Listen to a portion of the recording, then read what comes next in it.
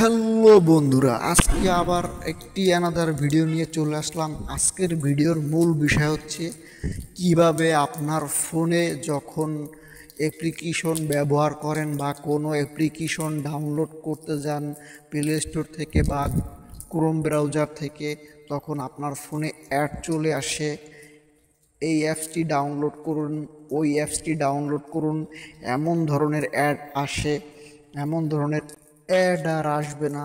আজকের ভিডিওটি যদি সম্পূর্ণ মনোযোগ দিয়ে দেখেন তাহলে 100% গ্যারান্টি দেবো যে এমন ধরনের অ্যাড আর আসবে না। এমন সময় হয় যে কিছু কিছু অ্যাড আসে যে 30 সেকেন্ড, 25 সেকেন্ড, 1 মিনিট পর্যন্ত, যেটা আপনি ক্রস করতে পারতেছেন না, স্কিপ করতে পারতেছেন না। পুরা অ্যাডটি শেষ না হওয়া পর্যন্ত আপনার ফোন দিয়ে অন্য কোনো কাজ করতে পারতেছেন না। এমন ধরনের সমস্যা খুবই বিরক্তকর। তাই আজকের ভিডিওটি সম্পূর্ণ মনোযোগ সহকারে দেখুন। আজকের ভিডিওটি দেখার পরে আপনার ফোনে আর কখনোই এমন ধরনের অ্যাড আসবে না, এটি 100% বলতে পারি। অবশ্যই ভিডিওটি মনোযোগ দিয়ে দেখবেন, আর যদি চ্যানেলটি ভালো লাগে তাহলে চ্যানেলটি সাবস্ক্রাইব করবেন এবং ভিডিওতে একটি লাইক দেবেন, কমেন্ট দেবেন। ধন্যবাদ। তো এর জন্য প্রথমে আমাদেরকে সেটিং অপশনে প্রবেশ করতে হবে, মানে ফোনের সেটিং অপশনে প্রবেশ করতে হবে। ফোনের সেটিং অপশনে প্রবেশ করার পরে আমাদেরকে খুঁজে বের করতে হবে যে আমরা যে সকল অ্যাপস ইউজ করি ইনস্টল করে প্লে স্টোর থেকে বা ক্রোম ব্রাউজার থেকে, সেই ধরনের অ্যাপস কোথায় ইনস্টল করা থাকে, কোন ফোল্ডারে ইনস্টল করা থাকে, সেই ফোল্ডারটিতে প্রবেশ করতে হবে।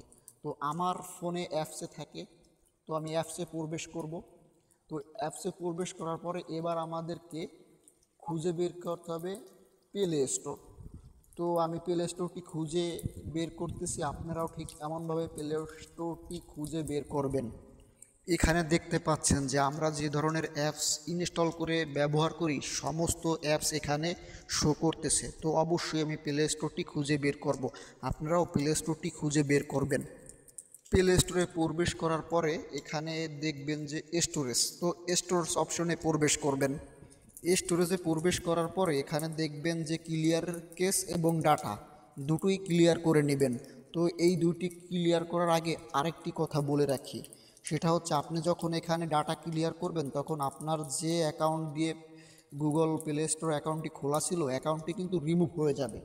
তো সেক্ষেত্রে আপনাকে আবার নতুন একটি অ্যাকাউন্ট খুলে এখানে অ্যাড করে নিতে হবে, সাইন আপ করে নিতে হবে। ক্লিয়ার কেস এবং ক্লিয়ার ডাটা ক্লিক করার পরে তারপরে এখান থেকে আপনি ওকে করে দেবেন। ওকে করে দিয়ে এখান থেকে বের হয়ে আসবেন। তো ওখান থেকে বের হওয়ার পরে আমাদের এখন সার্চ করে ভিপিএন ব্যবহার করা হয় এমন ধরনের জিনিস যে অ্যাপসে সার্চ করছিলাম সেই অ্যাপসটিতে প্রবেশ করতে হবে। তো আমাদেরকে এখন ক্রোম ব্রাউজারটি খুঁজে বের করতে হবে।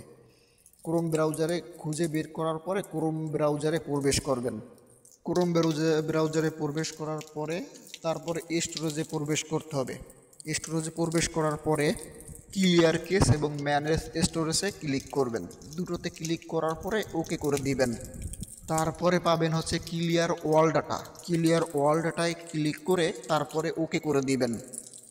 এখানেও একই বিষয়, আপনার পরে কিন্তু গুগল ক্রোম ব্রাউজার অ্যাকাউন্টটি আবার অ্যাকাউন্ট দিয়ে আপডেট করে নিতে হবে।